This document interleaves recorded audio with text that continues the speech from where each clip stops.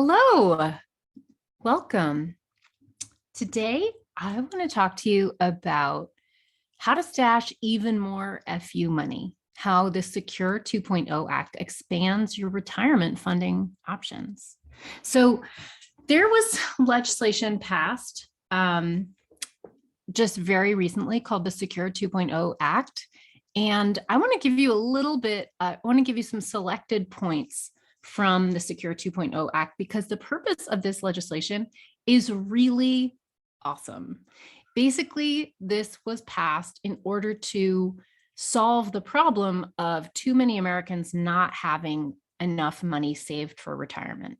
So the point of the Secure 2.0 Act that was just passed by Congress is really to expand various ways that you can put money into your tax sheltered retirement accounts. And it helps employers set up new retirement accounts, whether you're a small employer or a large one. It gives a lot of incentives to employers. It expands who's eligible to use those accounts, including part-time workers. And it also really cleverly lowers the barrier to a lot of people's biggest fear about putting money into retirement accounts. What is that fear? It is, what if I need the money, right? So a lot of people do not put money into their retirement accounts because they're fearful that they might need that money in an emergency and they want to be able to access it.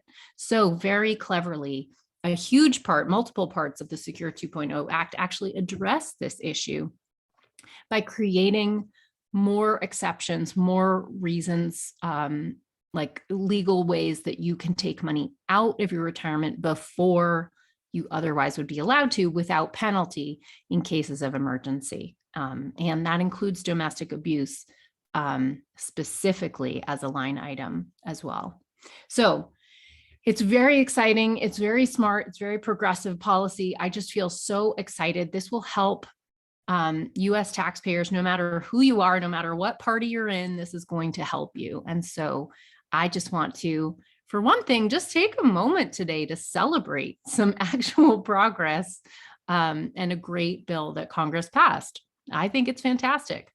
You know, one of the things I love about the work that I do is that I get to read when tax laws get passed, and I see what actually happened, right? When you listen to the news or read the news or even the Instagram digested version of the news is built to foster, controversy and rage and provoke rage, right? That's what sells newspapers and gets you to click. But actually, this world, we don't all hate each other. The world is not completely dysfunctional. Our country is not falling apart. And that's very clear when you read tax bills. So real stuff actually does get done. And just, I guess that publishing headlines that say, stuff got done today, no big whoop. Like, just doesn't sell enough newspapers. It doesn't get you to click like provoking your rage does. And so that's not how we set up our system. So, this is kind of a personal moment, Hannah's personal philosophy, but ever since 2016, when the headlines just seem worse and worse and worse, I realized how huge of a mental health toll my, daily NPR and New York Times habit was having on my mental health. And I made a very conscious decision not to soak in so much news. Now, it's important to me to stay well informed. I think that's a value and I care about it, but I try to take in my news in ways where it will not stoke my fear and anxiety. So one of the ways that I do that is I listen to Marketplace. I listen to Marketplace news and I read the economic news, because the fact is that investors have to know what's going on in the world. They don't need to be provoked into outrage. So actually, I find that money has been a wonderful lens for me to absorb the news of the world and stay well informed, while bypassing and sidestepping this whole rage factory, this whole dysfunction factory that I think other news outlets, whether they truly intend to or not, are actually a big part of stoking. So anyway, that's a little bit personal about me. But what I want to bring you today is some of my joy, some of my celebration about real shit that's getting done in our country that you can feel proud of. whether you're progressive or not, right? Whether you agree with my politics or not, this stuff is good. This stuff is just going to give employers more money and more reason to share awesome benefits with their employees. And it's going to give employees ways to take advantage of tax savings. And it's going to give self-employed people ways to also take advantage of tax savings. It's freaking amazing. And it doesn't matter what party you're in or what your preferred news outlet is. So let's take a moment to celebrate today. I'm going to talk to you about 2 selected provisions from the Secure 2.0 Act to get you excited about stashing more money in your FU fund, right? This is a huge part of my mission, is to get more wonderful, mission-driven, values-aligned people building generational wealth. So this is a bill that actually is going to help you make that possible. So let's talk about it. Now, the reason that I'm bringing this up is because I recently recorded a training that goes into a lot of depth, where I selected all the key provisions from the Secure 2.0 Act that I felt were the most relevant to a self-employed person. And I did a training on it. And I am including this training as a bonus for people who join my program called Money Bootcamp, which the doors are open to right now, only through Wednesday at 5 p.m. Eastern time. That is tomorrow. So if you're listening to this right now and you needed a little reminder, you thought maybe I might want to join, I might want to check it out. Let me see the sales page. I'm just going to tell you right now that you can go to sunlighttax.com/moneybootcamp2023. That's the sales page. It is open only until 5 o'clock tomorrow. And you can go see the details of the program, what you get out of it, what you will get when you join. But one of the new things, one of the bonuses I'm offering in this last round of doors being open before this year's tax deadline comes, is this bonus training where I go into depth on all of the relevant areas of the Secure 2.0 Act to teach you how the new rules for stashing more money in your FU accounts. But for today's episode, I'm going to pull out 2 of these provisions in the Secure 2.0 Act. I'm going to teach you about these 2 provisions. All right. So let's just get started. So first of all, what even is the Secure 2.0 Act? Let's talk about it. So on December 20th, 2019, the first Secure Act was passed. It's called the Setting Every Community Up for Retirement Enhancement. The acronym is SECURE. And we now refer to that as Secure 1.0. Okay, so that was the original one. So we've tried to do this before, and this recent bill is the sort of second attempt to go even deeper, which is great. I also think, side note on politics, I feel like our politics has gotten so divisive, and we've forgotten that our whole governmental system was built on compromise. Like 2 parties talking to each other. Compromise is okay. We passed this bill in 2019, Secure 1.0, and it wasn't perfect. And here we are, 4 years later, we passed a second version of it to go further on the same path. All right. So this is not necessarily something that needs to be partisan. I don't actually think anything in this bill really feels partisan to me personally. Anyway, I'm clearly giving a little my political flavor in this episode here. I hope you're okay with that. All right. So the Secure 2.0 Act is part of a larger piece of legislation, very sexily titled the Consolidated Appropriations Act of 2023. Charming, isn't it? The Secure 2.0 Act, it makes multiple enhancements to IRAs and qualified plan rules. And the general purpose is to increase access to retirement accounts and lower taxpayer barriers to funding those accounts. Okay. So, honestly, to me, an angel got its wings when this piece of legislation was passed. I love it. This is everything that I want in the world. Well, all right. I'd like to end hunger and poverty and homelessness, but it's a good start. All right. So in the Secure 2.0 Act, some of the things that happen are it creates more flexibility for you to start, maintain, and fund tax advantage retirement accounts, including for sole proprietor businesses like you listening right now. There's broader exceptions granted for emergency withdrawals of funds, which is great because that is one of the chief barriers of low to moderate income people not making retirement contributions. So hopefully this bill will alleviate some of those fears for people who have been holding back from stashing money into their FU funds. So honestly, this is a bill that's just going to help more people have more FU money. All right, let's get into it. So number one, I want to talk to you about the improvements to coverage for part-time workers. So a lot of people in the creative world, the healing space, the care space, mission-driven entrepreneurs, a lot of us have part-time work, right? Some of you might be adjunct professors. Some of you might work part-time at nonprofits. So if you work for an organization that has a 401k or a 403b, listen up, because the Secure 2.0 Act has expanded coverage for part-time workers to be able to contribute to the 401k plans and 403b plans of the organizations that you work for, even though you're part-time.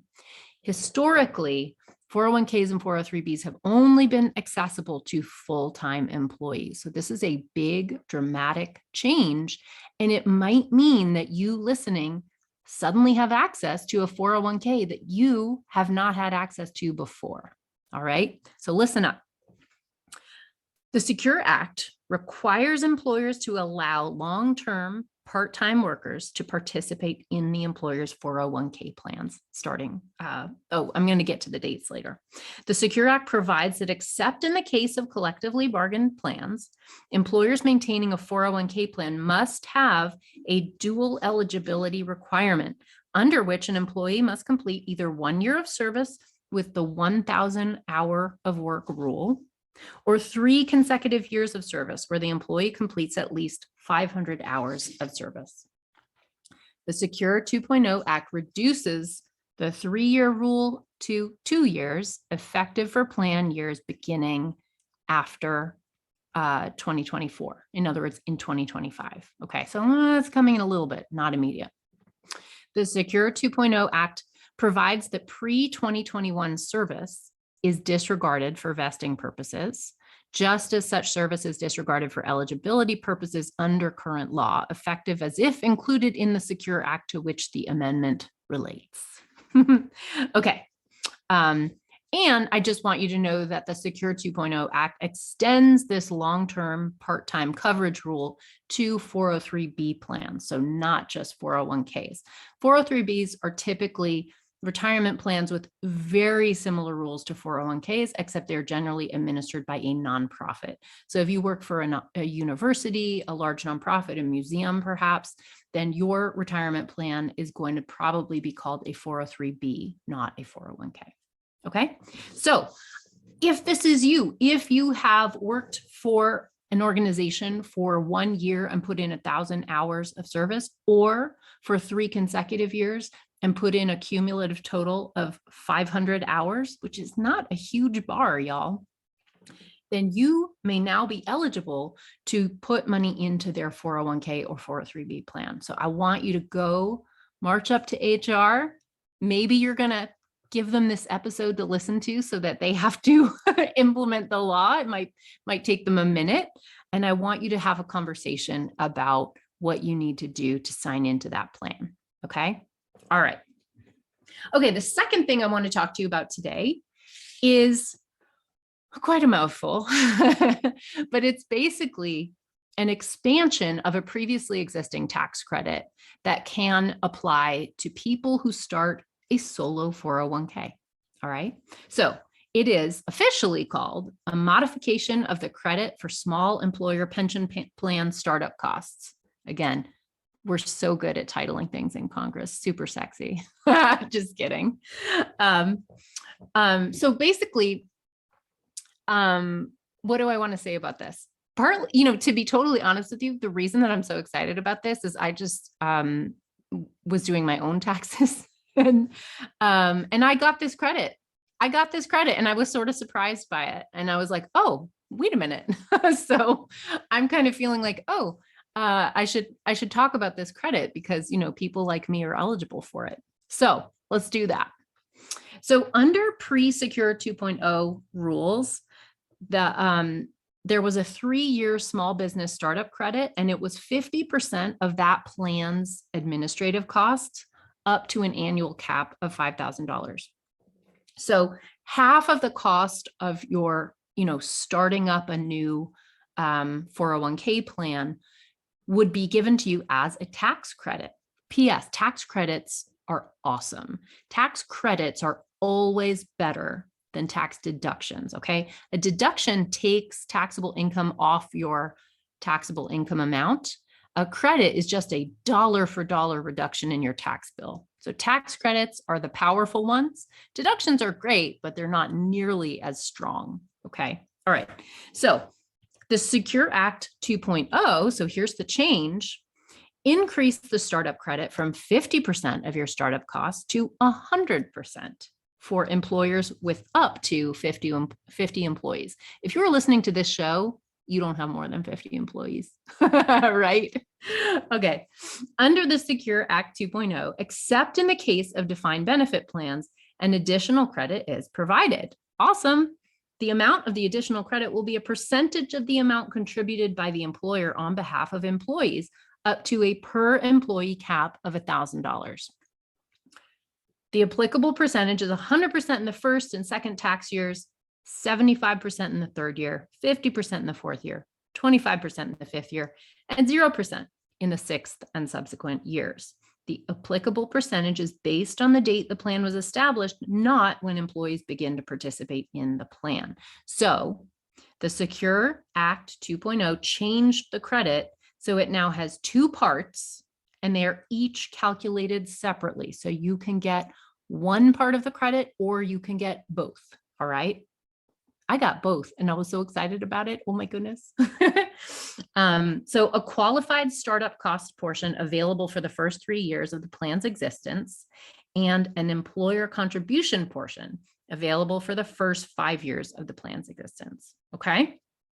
So what does this mean? Also, I want you to know this is effective in 2023. So it's effective for taxable years beginning after December 31st, 2022. So this is super nice. This is super, super nice. This means if you are a solopreneur and you start a solo 401k, which you are totally entitled to do, and which I highly encourage you to do if you have the resources and the administrative capacity, that is important.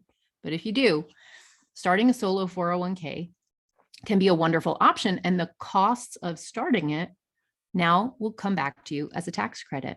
How cool is that?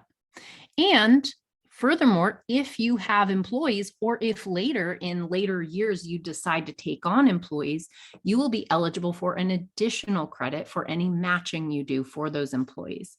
I happen to get 2 sides of this credit this year because I have had employees. I don't actually currently, but I have had employees even within the last tax year, and I have a 4% match that I do through my 401k plan that I have established at Sunlight Tax.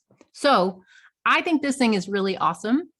And I also want to tell you I know that it seems a little bit intimidating, perhaps, the idea of starting a 401k plan, but here's what I want to tell you. I just want to tell you how simple it actually can be, because there's companies out there, software companies, that make it really easy. All right. So I'm just going to straight up tell you how I do it.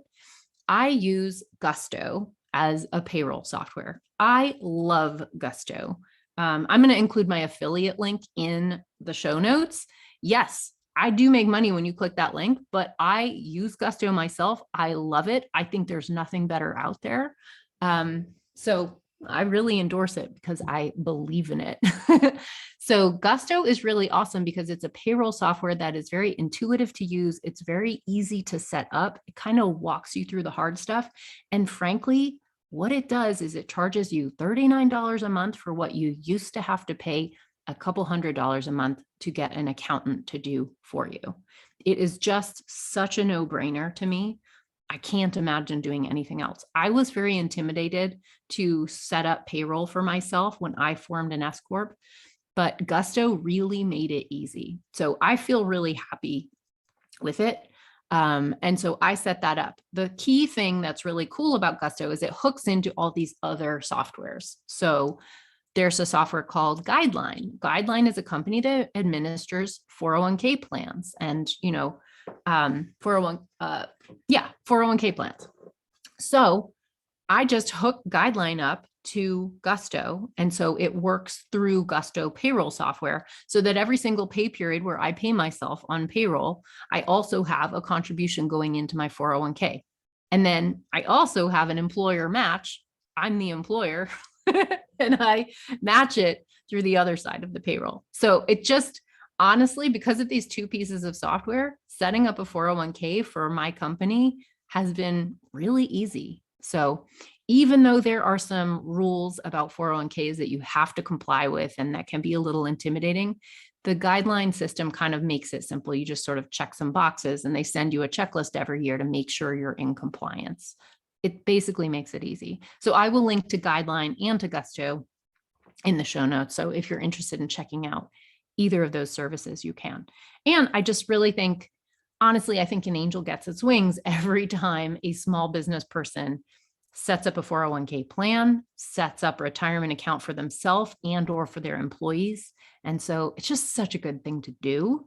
And it helps you in the future. So those are the two most important parts of the Secure 2.0 Act that I wanted to talk to you about today.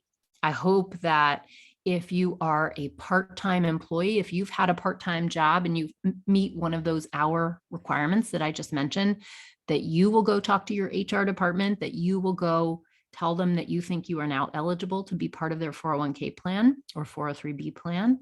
Get yourself enrolled in it and start putting money aside into your FU money.